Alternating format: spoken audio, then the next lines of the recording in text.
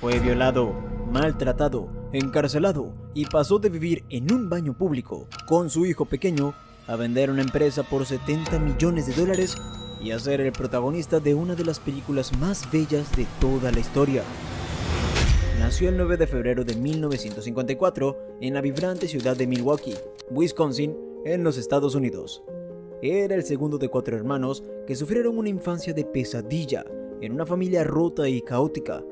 Su madre había arrastrado una larga cadena de fracasos amorosos, incluyendo al que fue su padre, un borracho que los abandonó y se marchó a otro estado. Él creció sin un referente masculino, solo con su madre, que intentaba ser de padre y madre a la vez, y con la esperanza de darles a sus hijos un modelo de padre, se casó con Freddie Tripletta, un hombre que parecía ser el perfecto caballero y con el que tuvo a 2 de sus hijos. Pero pronto se quitó la máscara y mostró su verdadero rostro. Su padrastro se convirtió en un bebedor compulsivo y en un maltratador cruel y despiadado de su madre, que les infundía terror tanto a él como a sus hermanos. Esta situación le enseñó su primera gran lección, que el alcohol y la violencia solo sirven para destruir la felicidad de una familia. Desde entonces, juró que eso era algo que quería fuera de su vida para siempre. Pero eso no fue lo peor. Cuando su madre finalmente se armó de valor y lo dejó, él la denunció por tener un empleo al mismo tiempo que recibía dinero de servicios sociales, lo que provocó que la encarcelaran y que sus hijos tuvieran que ir a un centro de menores temporal hasta su salida. Esto desencadenó uno de los episodios más devastadores y traumáticos de su vida, ya que, en ese centro, fue violado por un extraño y tenía solo 8 años. Pero esa no fue la única vez que él y sus hermanos quedaron en manos del Estado. Al salir de prisión, su madre intentó quemar su casa con su esposo dentro, siendo arrestada una vez más y dejando a sus hijos sin tutor legal por segunda vez. Pero más allá del dolor que le causó estar lejos de su madre, su paso por las instalaciones de los servicios sociales le dejó terribles recuerdos, pues ese ente hizo con ellos cualquier cosa menos cuidarlos.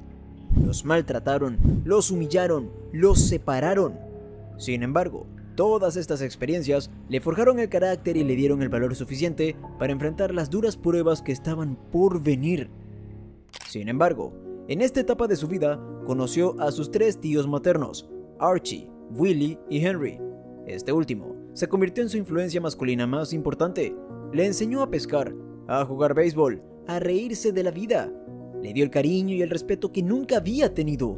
Pero justo cuando la vida le daba algo que anhelaba con todo su corazón, su amado tío Henry se ahogó en el río Mississippi, mientras su madre seguía en prisión. Este fue un golpe emocional muy fuerte para él y le enseñó otra gran lección que más adelante sería crucial en su vida. Solo puedes depender de ti mismo. La caballería no va a venir a rescatarte. Esto le impactó tanto que durante un tiempo se refugió en el alcohol, aún siendo casi un niño, pero él sabía que quería una vida diferente, así que siguiendo el consejo de su tío Henry, se unió a la Marina de Estados Unidos en 1972. Se enlistó en la Escuela del Cuerpo de Hospitales, donde recibió capacitación sobre primeros auxilios y medicina básica. Tiempo después, sirvió en el Navy Regional Medical Center de Jacksonville, donde estuvo por 4 años.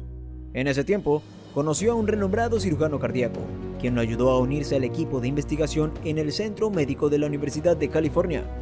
Allí, conoció a Sherry Dyson, una experta en matemáticas, con quien se casó en junio de 1977. Fue durante esta etapa que se dedicó a estudiar la carrera de medicina. Sin embargo, sus sueños de convertirse en médico se vieron truncados cuando nació su hijo en 1981. Entonces, él no se imaginaba cómo este evento sacudiría su vida más adelante y lo llevaría a atravesar un camino que pondría a prueba toda su fuerza, su fe y las lecciones aprendidas hasta ese momento. Su salario de $8,000 al año era demasiado bajo para sostener a su familia, por lo que tuvo que abandonar su carrera de medicina y tomar un empleo como representante de ventas en una compañía de equipos médicos, en el que recibía un salario anual menor de $30,000. Por entonces, los problemas económicos empezaron a causar fricción en su matrimonio y los conflictos se hicieron frecuentes. Pero un día, mientras hacía una visita de rutina, ocurrió algo que fue trascendental en su vida.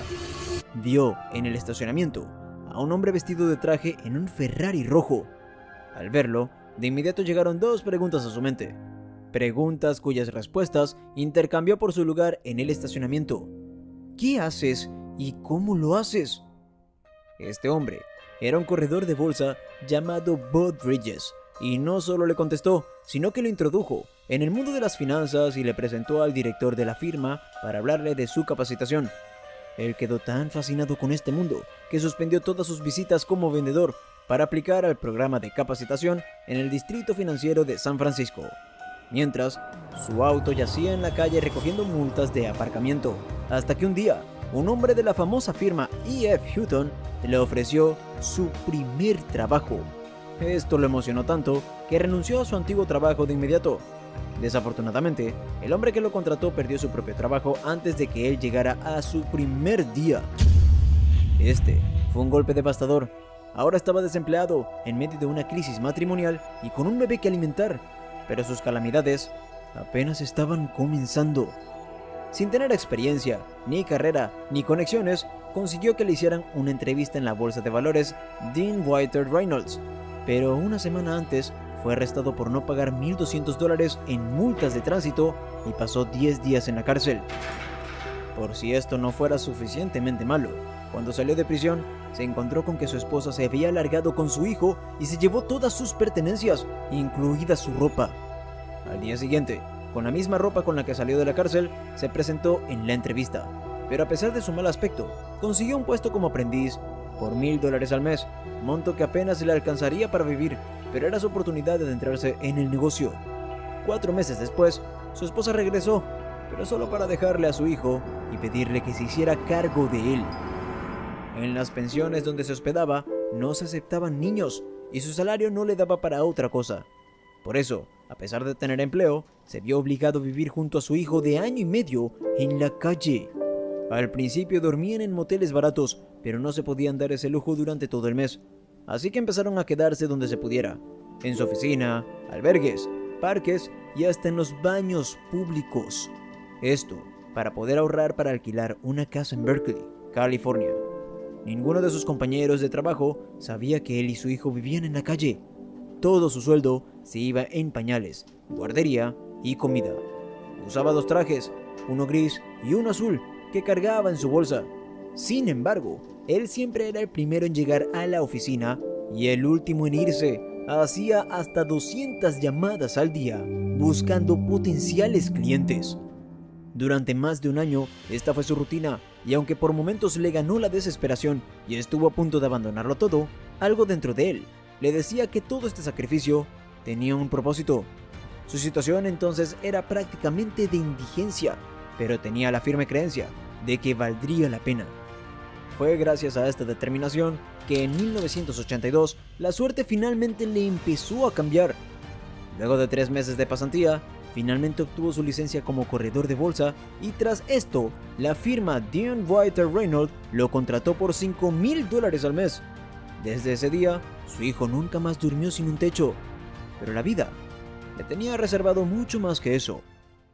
En los años siguientes, este admirable hombre llamado Christopher Gardner se convirtió en el agente de bolsa que más ingresos generaba en esa empresa. Por eso, en 1987, decidió fundar su propia firma llamada Gardner Rich & Co., la cual comenzó con una inversión de $10,000 de sus ahorros en su pequeño apartamento rentado. En el 2006, 19 años después, Chris vendió Gardner Rich & Co. por el increíble monto de $70 millones. Si esta historia te suena, no es casualidad, pues Christopher Gardner fue la inspiración detrás de la famosa película En busca de la felicidad, protagonizada por Will Smith y su hijo. Pero a diferencia de la película, el hijo de Gardner tenía tan solo 1 año y medio cuando ambos vivían en la calle. En la actualidad, Chris es el dueño de Christopher Gardner International Holdings. Su empresa tiene oficinas en Nueva York, Chicago y San Francisco y está valorada en $100 millones. También es escritor, conferencista y filántropo. Aprovecha las oportunidades que se te presentan y crea las que no existen. Chris Gardner fue un maestro en aprovechar cada ocasión para acercarse a su meta, como el programa de entrenamiento en Dean Whiter Reynolds o la invitación de trabajar en Bear Stearns. Pero también fue un genio en crear sus propias oportunidades, como cuando se atrevió a preguntarle al hombre del Ferrari cómo se ganaba la vida, o cuando se presentó a una entrevista con una camisa manchada de sangre y un cepillo de dientes en la mano. No se dejó vencer por las adversidades y siempre buscó la forma de brillar y destacar. Si esta historia te ha inspirado, dame un like y déjame en comentarios si quieres conocer alguna historia más en profundidad como la que te dejo a continuación.